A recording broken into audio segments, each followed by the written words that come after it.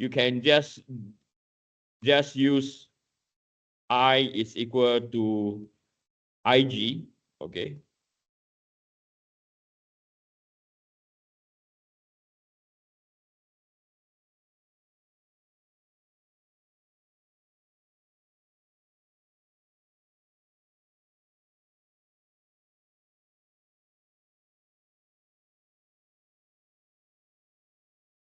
Let's test it out. Anyone have a secret to light? I'm basically looking for shitty trouble. Okay. Our post homework later today and will be on acceleration and on what? On second mass moment of inertia. Right. So that's all for mass. It's not that difficult, is it? Right. You have to be very clear on this. Okay. The next thing that I want to do, okay, is the interesting part now. So now it's a new chapter. It's known as the kinetic, okay, equation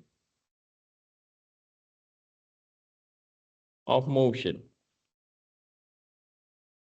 And if you were to look at your textbook, this is section 17.2.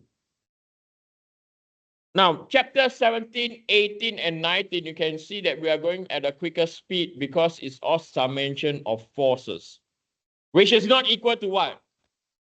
0. In static, summation of forces will be equal to 0. For our case, the summation of axes will not be equal to 0. Right, so if you have a diagram like this, okay, I want you to get this diagram on Avenue to Learn. With reference to the diagram over here, important thing to take note in our analysis, okay? So the XY axis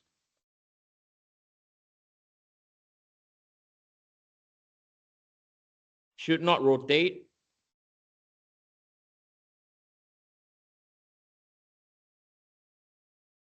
The word is specified should not rotate, okay? But can either be fixed, okay, or translate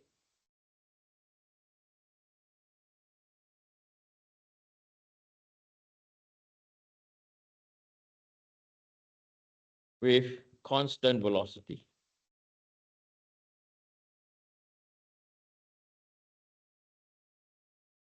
Okay.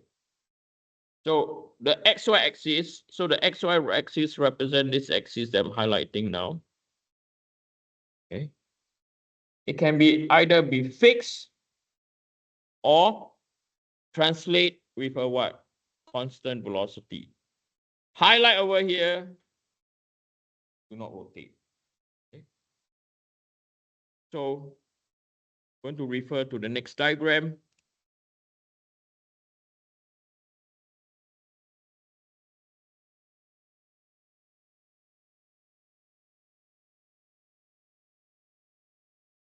Okay. So again, on this next diagram, okay, what you see is you have more stuff going on now. So when the body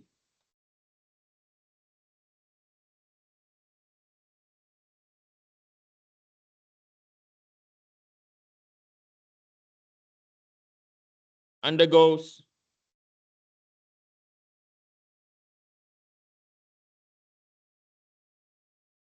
what we call translation motion,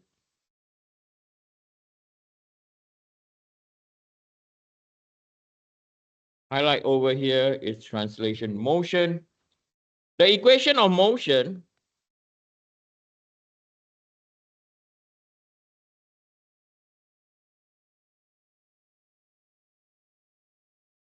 is, okay, and you guys have seen this before in static, you have summation about forces is equal to MAG.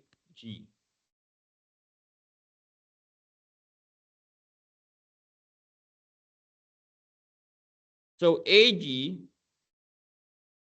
is the acceleration at what? At point G. And point G is usually what? Center of mass. That's why before the example, I taught you all to do what? How to determine the position of the center of mass. Okay.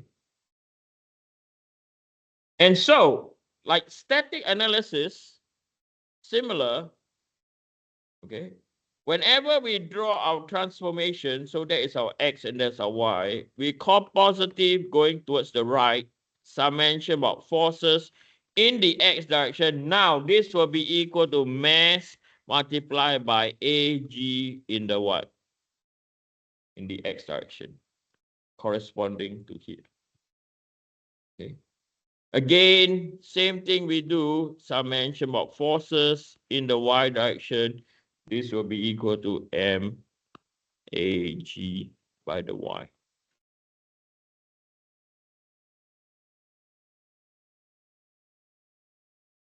We're not done yet. Okay, we're not done yet. Okay, so now you can also see we also need to consider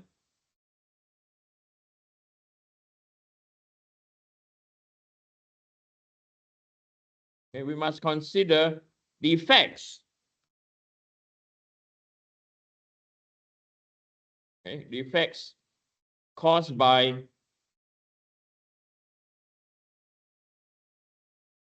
moments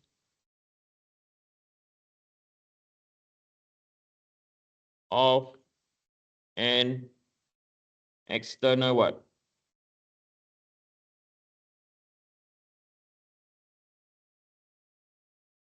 And a force of external force system. Okay. So the moment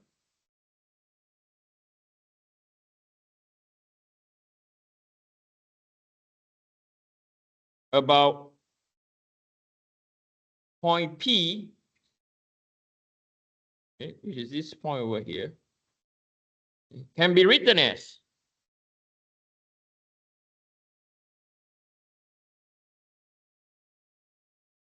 can be written as what?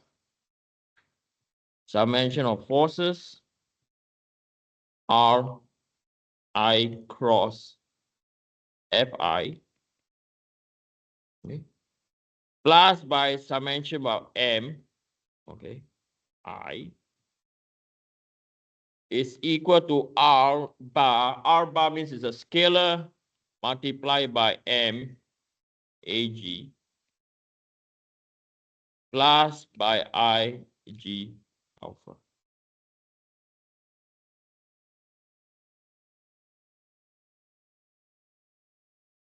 This is due to a what? Moment. This is due to the what? Torque. Okay. Did I tell you? I could not remember now. Correct me if I'm wrong. Did I tell you the difference between moment and torque before? Yes or no? I did, right? So you know the difference. Yes? Good. I thought I forgot to highlight that. Okay. So you can see one expression over here uses the moment. The other one is the torque because this has what? Angular what? Acceleration. Okay, so you've seen this before. Where you see this is beginning of our lecture. Remember over here? We wrote what? Torque is equal to what? I what? Alpha. Okay. Now, whenever we analyze a system like this, we have to draw two different diagrams. Okay. It's good practice. Okay. The textbook recommended, and I also like, oh, yeah, it's pretty important. What you see over here, right, One diagram is just the what? Free body what? Diagram. And the other diagram is your what? Kinetic diagram. So if you were to write this in formula form, this is on the left-hand side is summation of moments at point P is equal to summation of moment K subscript and P. The K down here represent kinetic. Okay.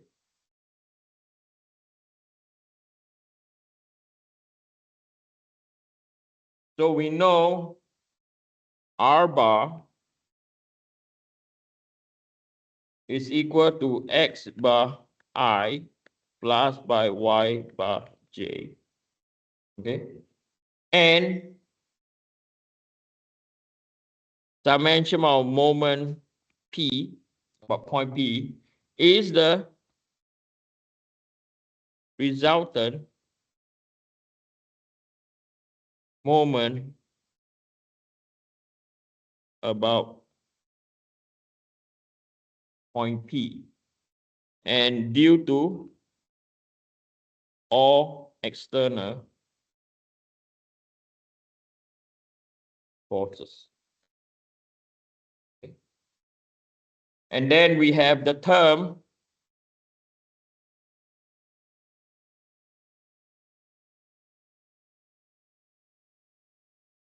summation moment Kp, right? It's called the kinetic moment about point P. Okay.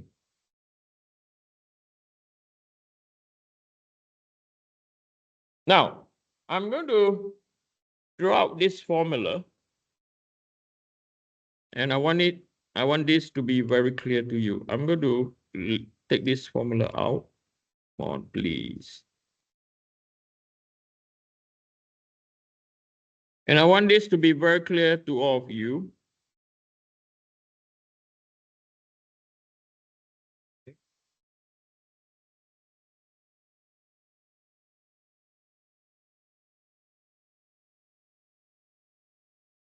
So we know that this is equal, right?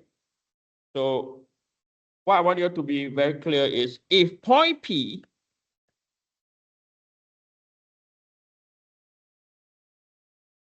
if point P coincide with the center of mass, okay, the scalar equation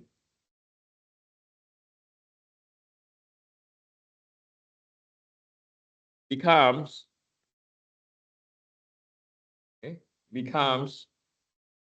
summation about moment about point G, okay, is equal to Ig alpha. Okay, this is where point P coincide with our what? Center of mass, which is our point G. Okay. So P and G, point G are together. When that's the case, okay, when point P and G, center of gravity, are coincides, okay, R bar is equal to what? 0.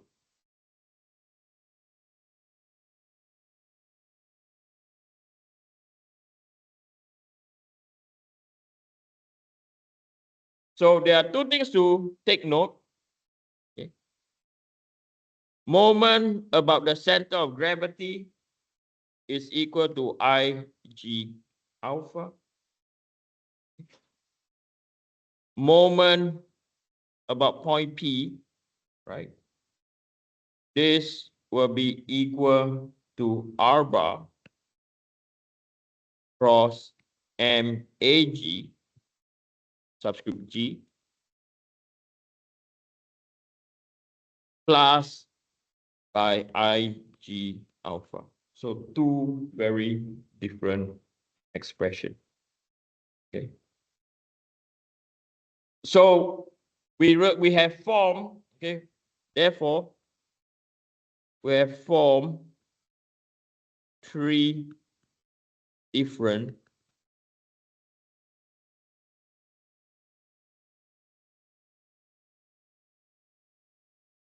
scalar equation of motion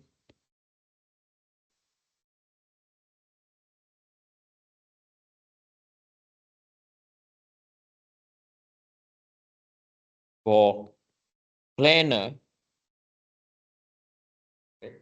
motion for planar motion of rigid body. Okay, so they are summation of forces in the x direction is equal to m a g x. Take note here, this is about center of gravity. That's why it's or center of mass. That's why it's so important to find where is your center of mass is. Okay, and then summation about Fy is equal to m a g y, and the last one is summation about moment about g can be equal to ig alpha, or summation about moment about point P is equal to the expression that I've given to you, R bar cross MAG plus by IG alpha. Right, I'm going to stop here. I don't have enough time to do an example. Good luck, those of you who are taking 2 P04, good luck, okay? And those of you who are not, still carry on studying hard.